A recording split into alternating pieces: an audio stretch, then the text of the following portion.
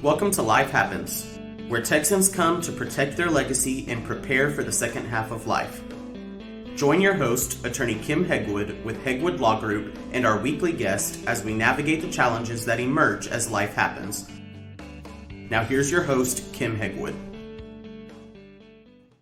Good morning and welcome to Life Happens with me, Kim Hegwood, and once again, a very special guest, Shonah Jefferson with Chefs for Seniors. We were talking earlier and before the recording because I was like, man, I'd like to have somebody come in and cook for me. But we're going to be talking about heart healthy. And so we're in that heart healthy month. So we wanted to really kind of talk about eating better, even though bad tastes so good. And so talk to us a little bit about, a heart healthy diet and why it's so important. Okay, so first thing, we can eat well, and good can taste good too. So it's not just bad that tastes good. That's good to know. No. But when we talk about a heart healthy diet, what we're talking about is basically a diet low in fat, low in sodium, and other ingredients that may foster heart disease or diabetes. So that also means that we need to also watch our added sugars as well. And I think that's something that a lot of people don't think about when they think about heart healthy. They think about salt, they think about fat, but they don't think about sugar. And just a plug here, it's diabetes. Once you're diagnosed with diabetes, that drastically increases your risk to develop cardiovascular disease. So if you want to lower your risk of developing cardiovascular disease, you need to lower your risk also of developing diabetes. So once again, we go back to lower salt, lower fat, lower sugar, and lower any other ingredients that are going to foster heart disease. And we're going to emphasize whole grains, oily fish, and foods that are beneficial for your heart health. So that means fruits, vegetables, lean proteins, nuts, and good fats. And so a diet that is healthy acts from butter, milk, cheese, and fatty meats. So for those of us that are kind of picky eaters, and because I'm one of them, and so I know fish is so good for you, but I only like one kind, and I don't think it's very healthy. And so what are some heart healthy foods that, that are really good for us, that taste good and, definitely need to have in our diet? Okay, so we'll start off with the fish since you brought it up. So what kind of fish do you like? That fried almondine that Luby's makes? Oh my gosh, yes. It's like, that's about the only fish. I love it. It's the only fish. And I know when I'm eating it can't be good for me. But yes, it's unfortunate. I'm more of I love shrimp. Anyway, you can throw them on a plate practically, almost. But I've never been a big fish eater. So it makes it a little harder for me to get good stuff from, things like salmon and fish and things like that. Mm-hmm. Well, half the battle with the fish is, first of all, it's all in the way you cook it. Mm-hmm. So that's the first thing. So going back to your almondine from Luby's, that usually it's made out of cod, which is cod is a good fish. And I can actually show you, we can talk about this after the show, a healthier way to make that, and it'll taste just as good as it does at Luby's. Yeah, without all the added fat. So I can give you a healthy way to make that. But when we talk about fish, we're basically talking about fish that's high in omega-3. So yes, salmon is one of those. Your fatty fishes, your salmon, your sardines, and I'm not a sardine fan at all. But no. Salmon, sardines, your trout, mackerel, tuna is good if you like tuna. So those are where you're going to get your essential omega-3 fatty acids. And you're looking at about 3.5 to 4 ounce serving. Some things say 6 ounces of fish. It makes up a serving, but that's a very large piece of fish, and most people are not going to be able to eat that. So 3.5 to 4 ounces of fish. So those would be the types of fish that would be high on omega-3s. But any other types of fish or even shrimp that you like to eat are still going to be better for you than eating red meat. You know, especially the fattier cuts of red meat. I hate to tell you that. But I'm not saying cut out red meat. You can eat red meat, just eat leaner cuts. So leaner cuts of red meat, pork, chicken. And so when you're looking at specifically at beef and pork, you want to look at anything with tenderloin in the title, because those are going to be your leaner cuts, and the tenderloin is tender. And so it doesn't, when you cook it, it doesn't dry out, and you don't have to add a lot of sauces and gravies to it. So it's great. So fish, nuts, any kind of nuts are going to be great for you. Walnuts are particularly high in omega-3. But you want to go for the unsalted nuts. So because we're focusing on the sodium, but roast them. If you want to get some flavor from the nuts, you can roast them, and that's going to bring out the extra flavor. And then there's other things that you can put on nuts if you just don't like the idea of just eating a handful of nuts. There's other things that you could sprinkle on them, some, different dried herbs. You can put roast them with a little bit of olive oil and some herbs and spices. So chili powder, if you're a person that likes spice, you can put some chili powder on them. So there's lots of ways to make nuts tastier for you if you just don't like the plain old unsalted nuts. Avocado. So for those of you who are guacamole fans, this is good news for you. Avocado is great. It's a very healthy fat. It's high in fiber. Actually, it's a fruit, not a vegetable, which is kind of interesting. But avocado, anything with avocado in it is going to be great. And then your fruits and vegetables, color. It's all about color. So when you look at your plate, do you see color? And does your color come from fruits and vegetables? So blueberries, peppers, onions, carrots, all the green stuff, broccoli, green beans, eggplant, rutabagas, turnips, squash. I mean, all of those foods, and then of course your fruits. So just think about color and putting as much color as possible on your plate. And you want to make it as much as possible, make it plant-based or lean protein. Beans are excellent also for your heart, and they have lots of fiber. They're going to make you feel full faster. So pick a bean that you like and just try and add more of that to your diet. And then whole grains are very important. And one way to tell that something is a whole grain food item, when you're shopping in the store, it will have a label on it, and it looks almost like a little postage stamp. But you want to look for that, and it's going to say that it's verification that it is a whole grain, and it will actually tell you how many whole grains that you get per serving in that item. So look for breads with that whole grain symbol on it. Look for packaged grains with that symbol on it. Look for crackers. Some of the crackers will have that symbol on it. And so those are the things that are going to be healthier for you that you want to add to your diet. And then the last thing are healthy oils. So check your oil.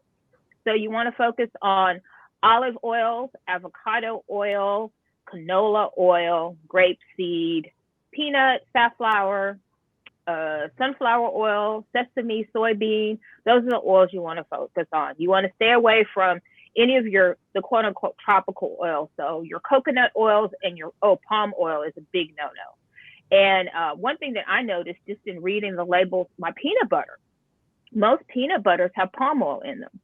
So you want to check your peanut butter labels and try and look for peanut butters that don't have the added palm oil, because that one is a big no-no. So we're looking for oils that are polyunsaturated or monounsaturated. We want to avoid the saturated fats.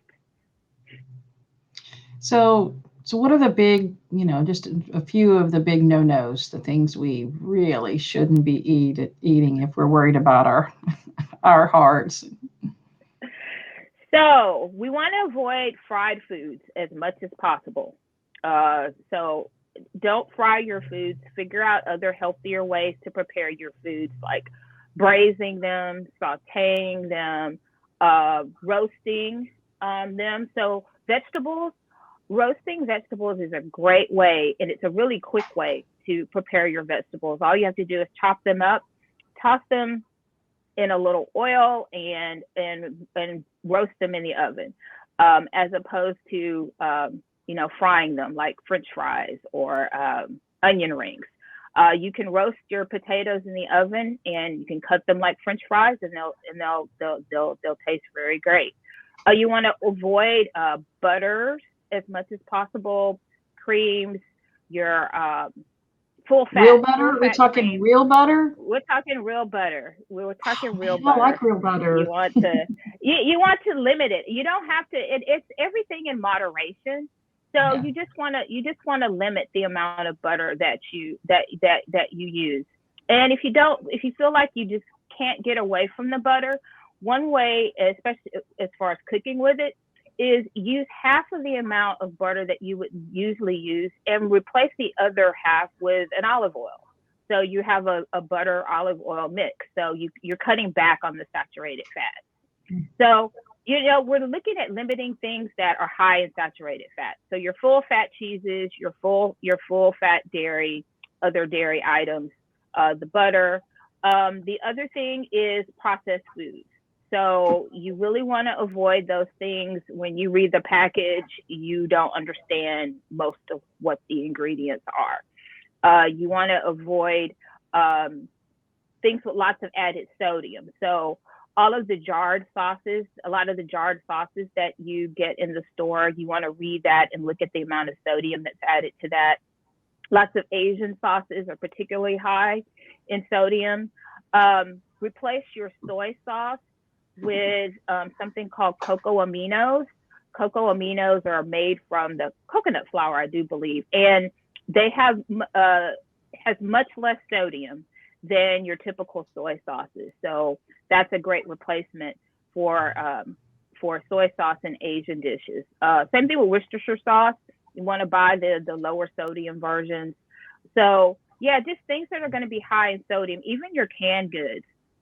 You want to avoid the canned goods with the salt added to it. You want to look for the canned goods that say reduced sodium or no salt added. For those of you who like canned soups, you don't have to give up on canned soups. You just have to look for the kinds that have less sodium. Yeah, and so I usually do. I've even gone to no sugar added ketchup. Mm-hmm. Everything to because it's the grandkids eat a lot of ketchup. So you always want something better for them. Making sure. So I can't taste the difference. So, that's good. When you can't taste, the difference makes all the difference in the world. Makes all the difference in the world. Yeah. So I'm glad you brought that up. So all the condiments, I mentioned soy sauce and Worcestershire sauce, but ketchup, mustard, those condiments tend to have, and also your salad dressings, your commercially prepared salad dressings for your salads. A lot of those have not only extra fat, extra sugar, and extra salt. So you want to read those labels and read them carefully.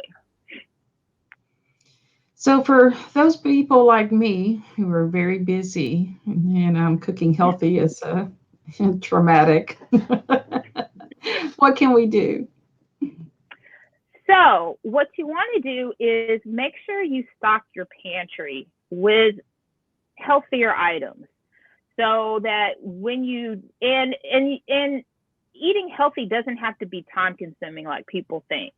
But the thing about it is if it's in your house, you drastically increase the probability that you're going to eat it. So if you don't buy it in the first place, it makes it a lot harder to eat it. So when you're grocery shopping, the first thing you want to do is make sure you shop the outside of the grocery store first, and do most of your shopping on the outside of the grocery store. So you may ask, what do you mean by outside the grocery store? I mean the outer portion, so where your produce is located. So if you notice in the grocery store, the way it's set up, when you walk in, if you enter on the produce side, that's the first thing you see is the produce, and that's going to be against one wall. And then as you turn the corner, the next thing you encounter will be your meat. So you'll see your seafood, you'll see your seafood counter, and then your meat counter, then all of your packaged meats. So you want to, shop there, focus on your fruits and your vegetables, and also your lean proteins, so your lean meats. Then you will come to the dairy section. I didn't say cut out dairy. I said focus on lower fat dairy. So there's lots of cheeses now that are 2% dairy, 2%, 1% skim milk. Nowadays, there's lots of other types of milks which are technically not dairy and really not milk, but they put it in the title. But you've got options. You've got almond milk. You've got coconut milk, soy milk, and the new kid on the block, oat milk, has become very popular with a lot of people. Rice milk. So you've got options there. And then, of course, your eggs are going to be along that outer perimeter. And so you're going to shop that first, and then look, and then that's when you focus on those internal aisles where you're going to find your processed foods.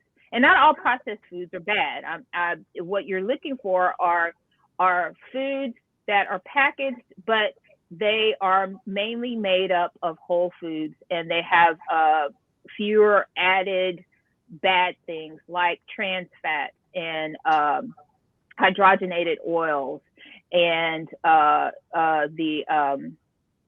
fructose, the fructose, the high fructose corn syrup.